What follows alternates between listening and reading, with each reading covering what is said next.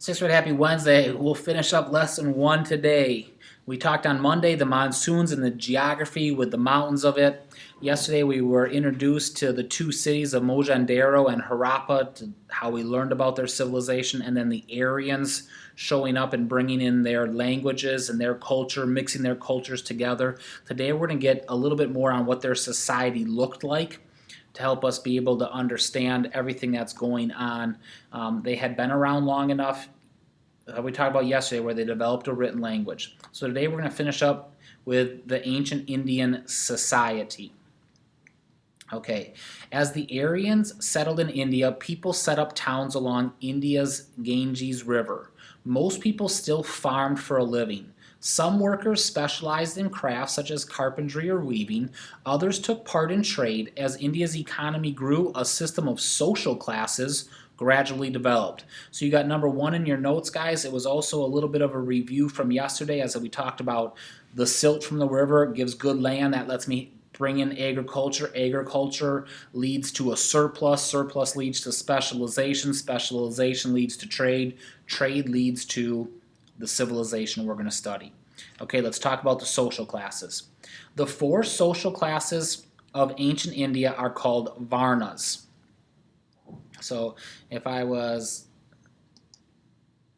the Varnas, here are your four social classes, guys. Now remember, with a social pyramid, it's the higher up I go, the more power and importance I have, but you also need to look at the size of it. So obviously this is the top one to be in, but there's just not very many people. Look how small it is. Not very many people.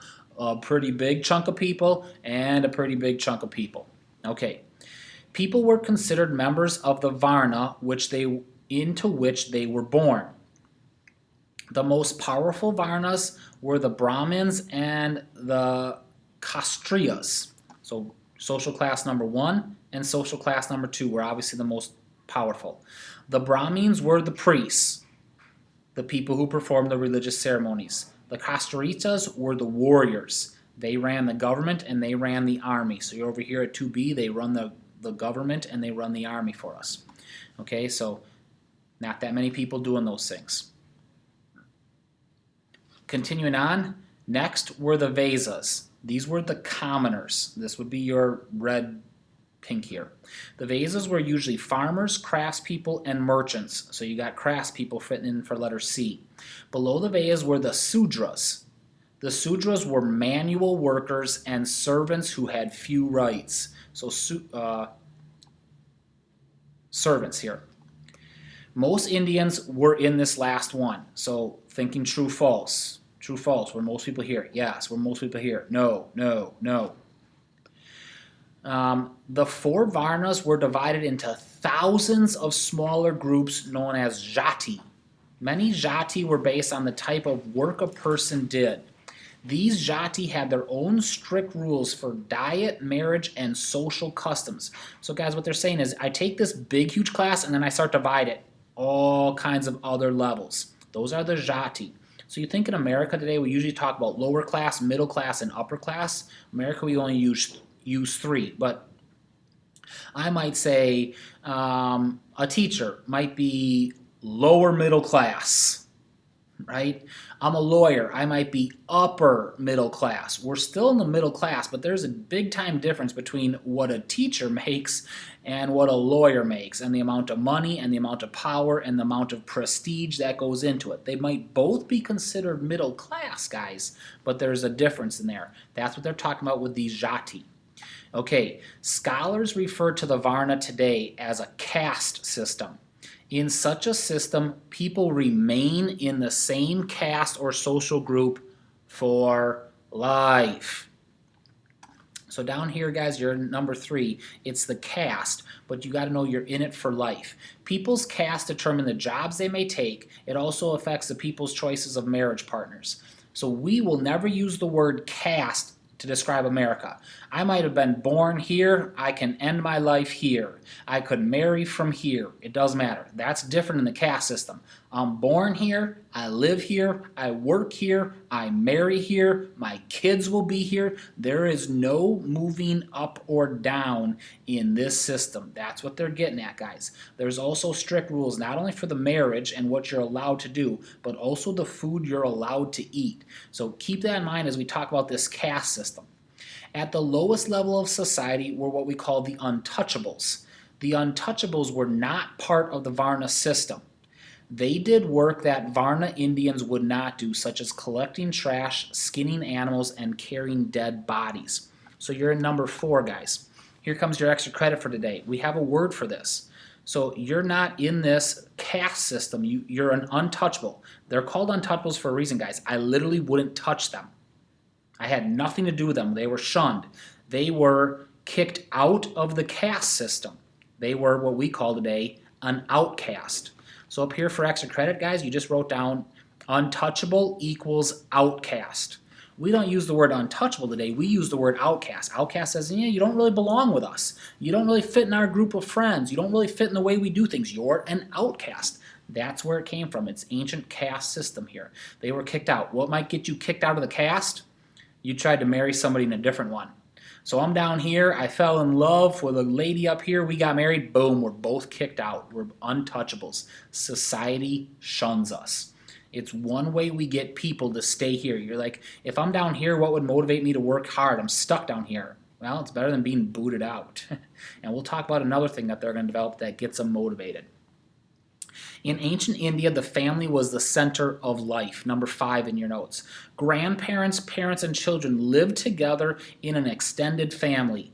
Elder family members were respected.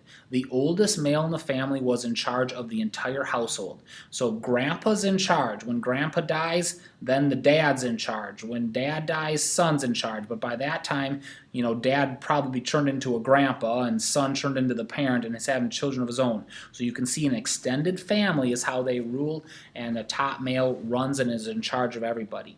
Indian men had more rights than women. Males could inherit property unless they had no sons in the family. Men attended school or became priests. Women educated at home. Okay, so you're at number 6 in your notes. In India's leading families, so in other words, in the wealthy families up here, a guru or teacher, a boy had a guru or teacher until he attended school in the city. So you had your private little tutor to get you ahead of the game. Obviously, that's why only leading families had it, guys. It costs money. Young men from these families could marry only after finishing 12 years of education. Number 7 in your notes. So you can see these class guys having these strict rules, but it's not like, oh, I'm born wealthy, so I get a free ride. No, they made sure they maintain their high prestige by, number 1, hiring a guru to teach them when they're young, and then 2, making sure they go to 12 years of education. Now, that would obviously, in America's system, get you through high school. But I don't want you to think that they started in kindergarten and went to high school, guys. That's what we have in America. So don't put that on there. They probably went for a really long time, but we obviously didn't have college systems like we do today. In India, parents arranged marriages for their children. Number 8 in your notes. Even today, many marriages are still arranged. In early India, boys and girls often married in their teens, and people could not get divorced. Now, guys, here's the next extra credit for you. You go up there and you write this phrase down. Parents arranged marriages. And then after that, you write down the word good idea or bad idea. So I want to know what you think. And here's just what I want you to think about. If you're like me and I was sitting in the 6th grade class and my teacher asked to do that, I'd instantly write down the word bad idea. I don't want my parents to pick out who I'm going to marry. They don't know who I like. They don't have my, what I'm interested in. They might pick somebody who's not funny enough, not smart enough, not fast enough, not whatever I might be chasing, right? And yet, guys, I want you to think about America and how we do. We're like, no, I'll decide who I marry. And we know that the divorce rate is at about 50% in America. In other words, we're not very good at picking spouses. We think we know better. Maybe our parents do know better than us. I look back now and think, you know what? Now that I'm old, my parents could have probably picked out my spouse as good as I could have, because at the beginning what I thought was important in a spouse definitely wasn't. When I was younger, I dated girls and would never have married them because we didn't have a whole lot of things in common that my parents could have looked past and got the right one. They also made it illegal to divorce, guys, and I just think that's another challenge for us in America. We can always come up with examples why we might say you need to be able to get divorced if somebody is doing things that's illegal or wrong, obviously. But in America, because we're allowed to get a divorce for pretty much no reason, we go into marriage with a different mindset. In India, they go to marriage and say, this is for life, and I'm going to please my parents by being married for life. I never have the thought that divorce is an option. And so because in America we have that thought, sometimes it leads to problems. So I'm interested in what you're thinking when you write down if you think it's a good idea or a bad idea. A unique culture perspective. And so one of the encouragements I want to give, guys, is before you just pass judgment on them and say that's the stupidest thing ever, number one, they have strong families. Number two, guys, statistically, even today, marriages in India are much happier than marriages in America. So even though they're prearranged, they're still happily married. When America, I pick at myself, and not too many people are happily married. Awesome. We got through lesson 1. You're ready to take on the assignment that covered Monday, Tuesday, and today, guys. So you're going to have to cover a few more pages in your book with it. Best of luck to you.